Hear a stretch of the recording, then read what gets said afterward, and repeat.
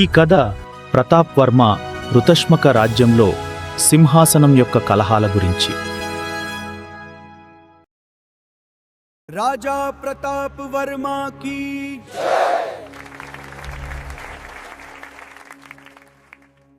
రాజా, మీరు చాలా సంవత్సరాలుగా మా రాజ్యాన్ని అద్భుతంగా పాలిస్తున్నారు.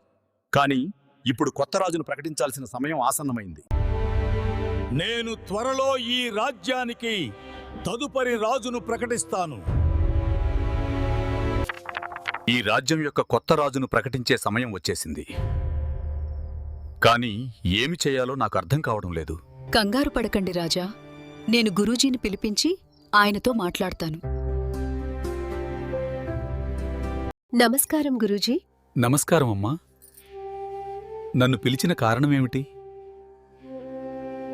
గురూజీ, రాజ్యానికి కొత్త రాజును ప్రకటించాల్సిన సమయం వచ్చింది. కాని రుద్రవర్మ బాధ్యత తీసుకోవటం లేదు. నేనొకసారి రాజుగారితో మాట్లాడతాను. సరే గురూజీ. రాకుమార మేరు రాజయ్యాక నన్ను మహామంత్రిని చెయ్యాలి. కుండా నా స్నేహితుడా, నేను రాజునైతే ఈ రాజ్యం నాదే.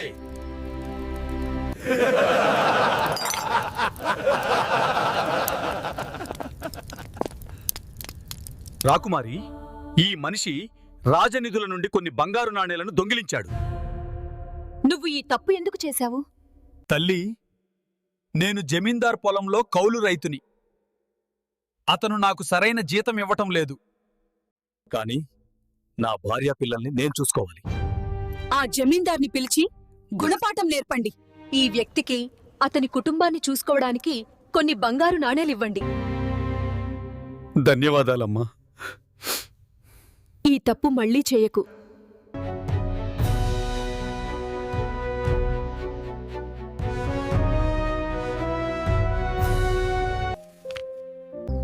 నమస్కారం రాజా. నమస్కారం గురువుగారు. మీరు ఈ రాజ్యానికి తదుపరి రాజును ప్రకటించబోతున్నారని విన్నాను. అవును గురువుగారు, రుద్రవర్మను తదుపరి రాజుగా ప్రకటించాలని అనుకుంటున్నాను. ఎందుకంటే మాకు వేరే మార్గం లేదు. రాజా, నేను గనక సలహా ఇవ్వదలుచుకుంటే యువరాణి శశిదేవిని ఈ రాజ్యానికి రాణిగా ప్రకటించమని సూచిస్తాను. ఏమిటి? శశీదేవి స్త్రీ. ఆమెకు యుద్ధం తెలియదు. నాయకుడు ప్రజలను రక్షించాలి. ఆమెకు ఆ లక్షణం ఉంది. మీకు శశిదేవి మీద అనుమానం ఉంటే ఈ రోజు నుండి 10 రోజుల తర్వాత శశిదేవికి రుద్రవర్మకు మధ్య ఒక పోటీని ప్రకటించండి. ఆ పోటీలో ఎవరు గెలిస్తే వాళ్లే ఈ రాజ్యానికి నాయకుడవుతారు. సరే. మరుసటి రోజు దర్బార్లో ఈ రాజ్యం యొక్క నాయకుడిని ఎన్నుకునే భాగంలో నేను యువరాణి శశీదేవి మరియు యువరాజు రుద్రవర్మ మధ్య ఒక పోటీని ప్రకటించబోతున్నాను. ఏంటి, యువరాణి నాతో పోటీ పడుతుందా?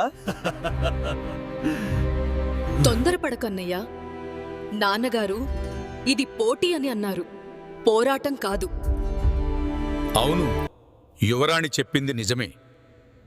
పోటీ అంటే పోరాటం మాత్రమే కాదు. ఈ పోటీ ఈ రాజ్యానికి నాయకుడిని ఎంచుకోవడానికి, కాబట్టి ఇందులో అన్నీ ఉంటాయి. రాజగురు విజేతను ఎంపిక చేస్తారు. రాకుమారా, పరిస్థితి మన చేయి దాటిపోతోంది. ఏదో ఒకటి చెయ్యాలి. రాకుమారి, మీరు యువరాజు రుద్రవర్మతో పోటీ పడటానికి అంగీకరించారంట, నిజమేనా? అవును సూరమ్మ.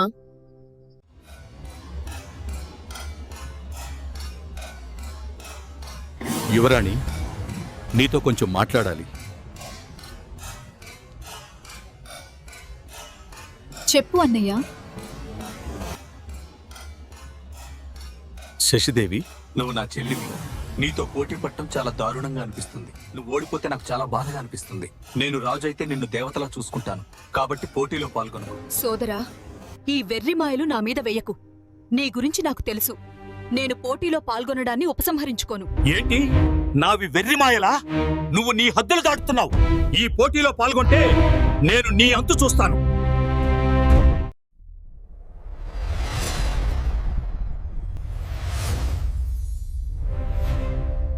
పోటీ రోజున ప్రారంభించండి.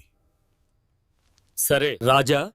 ఈ రాజ్యానికి నాయకుడిని ఎంపిక చేయడానికి యువరాణికి మరియు యువరాజుకు మధ్య ఒక పోటీని ప్రకటించారని మనకు తెలిసిన విషయమే. ఈ పోటీ 3 దశలను కలిగి ఉంది. అందులో మొదటిది తార్కిక ప్రశ్నలకు సమాధానం ఇవ్వడం ఇది ఈ రోజే జరుగుతుంది. రేపు ప్రజల సమస్యను పరిష్కరించడంపై దృష్టి సారిస్తుంది.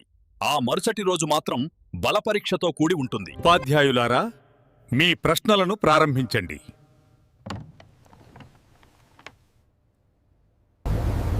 నా ప్రశ్న న్యాయ విచక్షణ గురించి బారు. న్యాయం మరియు కరుణ మధ్య ఘర్షణ వచ్చినప్పుడు మీరు దేనిని ఎంచుకుంటారు? నేను ఈ ప్రశ్నకు సమాధానమిస్తాను. ధర్మానికి హాని కలగకుండా కరుణతో కూడుకున్న న్యాయాన్ని అమలు చేసే మార్గం వెతకాలి. రాకుమారి చెప్పింది సరైనదే. నా ప్రశ్న ఏమిటంటే, రాజ్య మీ గౌరవం ప్రాణం మరియు కంటే ప్రజల అత్యంత భద్రత విలువైనది ఏది? నా ప్రాణం కంటే గొప్పవి. పోటీ ముగిసే సమయానికి కేవలం యువరాణి మాత్రమే అన్ని ప్రశ్నలకు సరైన సమాధానాలిచ్చింది. కాబట్టి ఈ పోటీ విజేత ఆమెనే.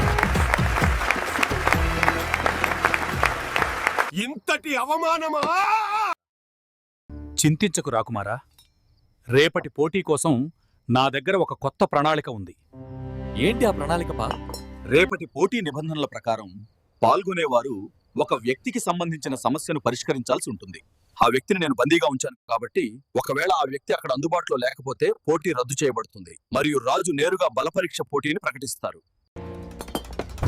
రాకుమారి, ఇప్పుడెలా గెలుస్తావో చూస్తా. పోటీ రెండవ రోజుకు అందరికీ స్వాగతం. ఇది ప్రజల సమస్యను పరిష్కరించే పోటీ కాబట్టి మేము ఎంపిక చేసిన వ్యక్తులను పిలవాలని సేవకులను కోరుతున్నాను. గురువుగారు, ఆ వ్యక్తులు కనపడుటలేదు. మహారాజా, ఒక సమస్య తలెత్తింది. మేము ఎంపిక చేసిన వ్యక్తులు కనిపించకుండా పోయారు. ఏంటి? ఇప్పుడు ఎలా? మహారాజా, ఒక పని మధ్యలో ఆగిపోతే దానికి పరిష్కారం ఆ పనిని వదిలేసి తర్వాతి పనిని చేపట్టడమే. అయితే తదుపరి పోటీని ప్రకటించండి. నేటి పోటీ మధ్యలోనే ఆగిపోవడంతో తదుపరి పోటీని ప్రకటించాలని రాజు నిర్ణయించారు. అదే అంతిమ పోటీ. ఏంటి రాకుమారి, ఈ రాజ్యానికి రాణివి కాలేవేమోనని భయపడుతున్నావా? రేపటి పోటీలో ఎవరు గెలుస్తారో వారే ఈ రాజ్యానికి నాయకులవుతారు. రాజా, శశిదేవికు యుద్ధ విద్యలు తెలియవు. అలాంటప్పుడు రుద్రవర్మ తర్వాతి రాజవుతాడా? చింతించకు సఖీ, దుర్గామాత అన్నింటినీ చూసుకుంటుంది. దుర్గమ్మ తల్లి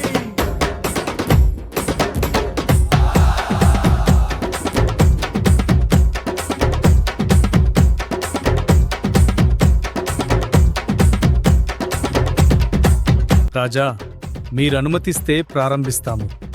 ప్రారంభించండి.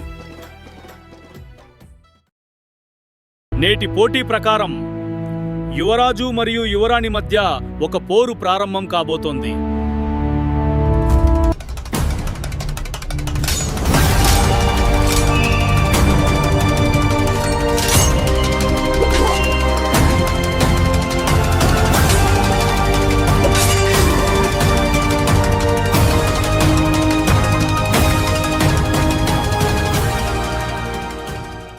అమ్మా, యువరానికి ఏమీ కాకుండా చూసుకోమ్మా.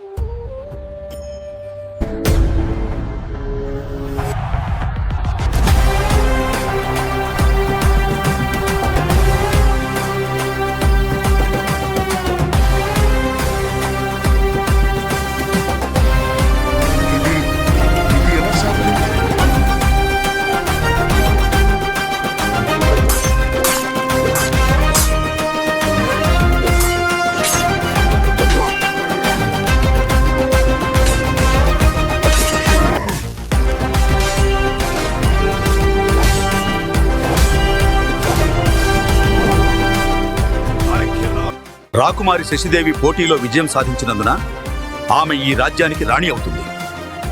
రేపు పట్టాభిషేకం జరగనుంది.